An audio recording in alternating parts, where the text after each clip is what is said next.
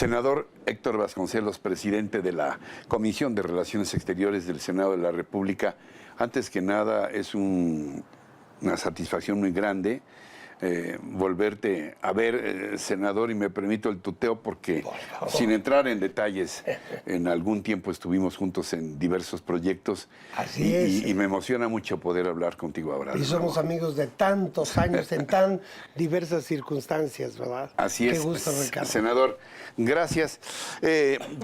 ¿Cómo queda, en tu opinión, con un hombre de tu sapiencia y de una cultura tan abierta, cómo queda, en tu opinión, la relación entre México y los Estados Unidos luego de los recientes acuerdos en Washington? Tenemos un auditorio enterado y sensible, y sobre todo en este esfuerzo que pareciera definitorio, por lo menos en el corto plazo, para el TEMEC, que este tratado también tan debatido, tan discutido entre México, Estados Unidos y Canadá. A ver, yo creo que en efecto son dos temas que hay que separar, aun cuando están íntimamente relacionados. La aprobación del nuevo tratado con Estados Unidos y Canadá y la amenaza que se presentó hace poco más de 2 semanas de establecer aranceles del 5% por lo pronto hasta a 25. Todas las exportaciones mexicanas. Entonces, hay que decir que la situación en general está en un momento crítico. Hemos ya resuelto, digamos, la primera etapa, pero el conjunto del asunto que tenemos enfrente evidentemente va a seguir siendo tema por muchas semanas. El clima que se creó cuando el gobierno norteamericano anunció que podría aplicar estos aranceles a las exportaciones mexicanas, yo, y no soy muy dado a la hipérbole, pero yo diría que crispó la relación y puso en riesgo la relación entre México y Estados Unidos a un grado que no se había visto desde los tratados de Bucareli en los años 20 del siglo pasado. Recordarás cuando se trataba de si el gobierno norteamericano reconocía o no al gobierno post-revolucionario mexicano. Eso fue un momento crítico. Luego vino la nacionalización del petróleo en 1938, pero ahí lo que ocurrió fue un amago de crisis. Sin embargo, esta no se materializó por razones de aquel momento, geopolíticas, etc. Entonces, yo no recuerdo realmente otro momento tan álgido como el que acabamos de vivir. Entonces, son dos cuestiones vías paralelas, digamos. Pero concomitantes, o sea, tienen una relación. Ahora, tratando de ver hacia adelante, sí.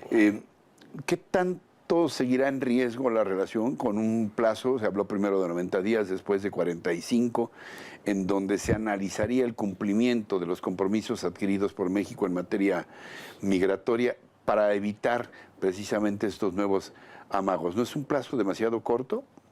Lo es. Pero es lo que se pudo negociar. Mira, hay una cuestión que me viene a la mente todo el tiempo en estos días. Es muy fácil a posteriori, una vez concluidas las negociaciones de hace 2 semanas, decir que faltó esto, que sobró aquello, que cómo no se pensó en lo otro, que quizá los Estados Unidos finalmente no hubieran impuesto los aranceles. Pero todo esto es ya pasada la crisis. En aquel momento había condiciones muy difíciles porque, como lo dijo el secretario Ebrard del gobierno norteamericano, planteó un ultimátum. Entonces, 72 horas. Exacto. No es lo mismo 45 o 90 días que 72 horas, ¿no? Entonces, esto nos da un espacio de tiempo. Yo tengo, que diré, toda la esperanza en que podremos, en 45 días, anunciar que está más bajo control o en un grado mayor de control este asunto de las grandes migraciones, que hay que recordar son esencialmente de centroamericanos y no de mexicanos hacia los Estados Unidos. Pero aún si se dificultara encontrar una solución en 45 días, bueno, quedan etapas posteriores. Lo único que se ha dicho es que a los 45 días se revisarán los resultados de las medidas actuales y luego se procederá con en todo caso, una nueva negociación de espacios, de tiempo, de medidas distintas. O sea que tampoco es una cuestión fatal estos 45 o 90 días, salvo para cuestión de evaluación. Ahora, está el Senado de la República, que tiene en principio por norma constitucional las relaciones exteriores de México, de acuerdo.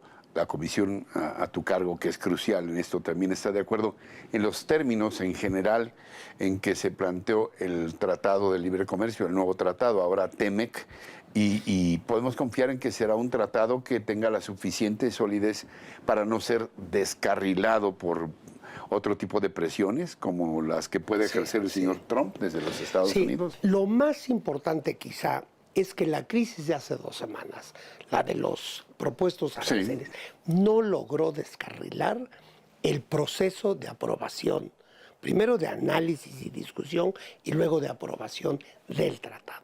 Se logró sostener la Aparentemente negociación. no estuvo ni siquiera en la mesa. Ah, no, en Washington no, pero sí lo estuvo aquí en el Senado. En el Senado. Aquí pudo haberse empantanado la cuestión. Por eso te decía, desde el Senado, desde tu sitial, que es clave, hay un consenso de que el tratado es justo para México. Estamos hablando de una realidad ya presente y luego de un mediano y largo plazo que establezca también condiciones para el desarrollo de nuestro país, la generación de empleos, todo lo que tiene que ver con un acuerdo entre una de las zonas más poderosamente económicas del planeta. Así es. Yo sí creo que hay un consenso en que el balance del nuevo tratado es positivo para México. Por supuesto, podríamos discutir por horas, y lo hemos hecho en el Senado, aspectos muy particulares del tratado, pero también decía un colega senador hace poco que, refiriéndose a una situación en su matrimonio, que su esposa le dice, pues mira, no eres lo que esperaba, pero eres lo que hay. Entonces el tratado es la realidad que tenemos enfrente y es una realidad positiva. En términos generales, México deberá ofrecer una nueva cara hacia el norte, hacia los Estados Unidos y también hacia el sur. Dime cuál es tu opinión respecto a esto que se ha mencionado de que México se convierta en un muro, que ya Trump no necesite un muro porque lo va a tener en la frontera sur de México con el desplazamiento de 6,000 o tal vez más elementos de la Guardia Nacional.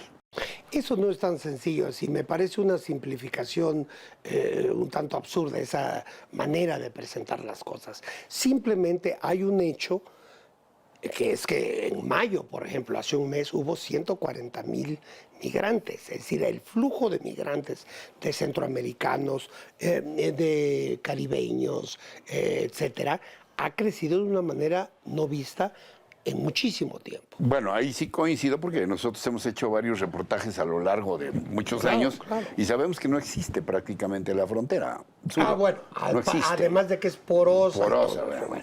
Entonces, lo que el gobierno mexicano ha tratado de hacer, a mi modo de ver, es regular, ordenar, administrar esta realidad de las grandes migraciones de sur a norte en el mundo, que es uno de los temas del siglo XXI, de los temas centrales del siglo XXI. Estamos tratando de administrar una realidad.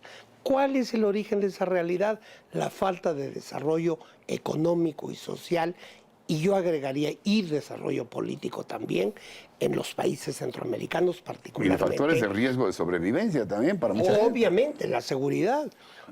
Tú sabes que hay mediciones que indican que los llamados países del Triángulo del Norte, de Centroamérica, tienen niveles de inseguridad mayores a países que están en estado de guerra, como Siria, Afganistán, Irak, etc. Entonces, ante esa gravedad de circunstancias, yo creo que no tenemos otra opción más que administrar esto en lo inmediato y luego, esto es lo más importante a mi juicio, contribuir al desarrollo económico y social de Centroamérica. Y ahí es donde los Estados Unidos nos están quedando de ver.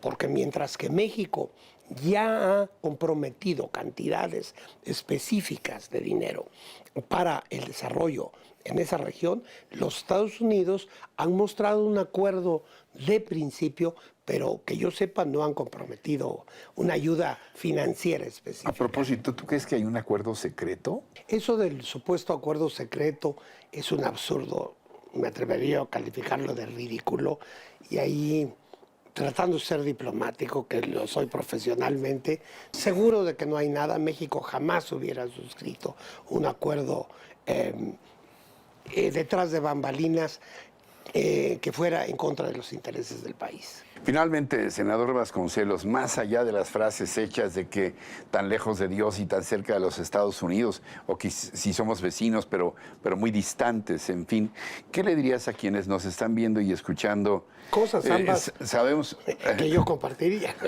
Sabiendo que tenemos una relación inevitable a través de todos estos cientos de kilómetros de frontera, ¿qué le dirías a quienes nos están viendo y escuchando respecto, estamos iniciando un nuevo gobierno, respecto a que si podremos mantener una relación digna, pero no de sumisión con los Estados Unidos, con todo lo que se ha dicho y debatido en los tiempos recientes? Sin duda alguna es posible mantener una relación que funcione, un modus operandi con los Estados Unidos, pero jamás serán comprometidos los intereses básicos de México. No es esta la primera crisis por la que pasamos, ni será la última. Por eso yo siempre digo que así como Estados Unidos y Gran Bretaña tienen lo que se ha dado en llamar la relación especial, nosotros tenemos una relación, como lo acabas de decir, inevitable. Es la relación inevitable. De modo que pasaremos esta crisis, vendrán otras y también las resolveremos, porque eso tiene que ver con la viabilidad del ser nacional. México durante 2 siglos se ha podido constituir resistiendo las presiones de países extranjeros, en particular de nuestros vecinos del norte. Héctor Vasconcelos, senador de la República, embajador, gracias, y presidente de la Comisión de Relaciones Exteriores del Senado, gracias por esta conversación, y espero que de vez en cuando podamos seguir platicando sobre este fenómeno siempre complejo, difícil, pero también fascinante, ¿no? Absolutamente, es una cuestión de un interés esencial para México y siempre lo vamos a tener enfrente. Senador, gracias de nuevo. Muchas gracias. Y gracias también a ustedes por su atención, por su compañía, pero sobre todo por su confianza en este espacio. Los espero la próxima semana. Hasta entonces y hasta siempre.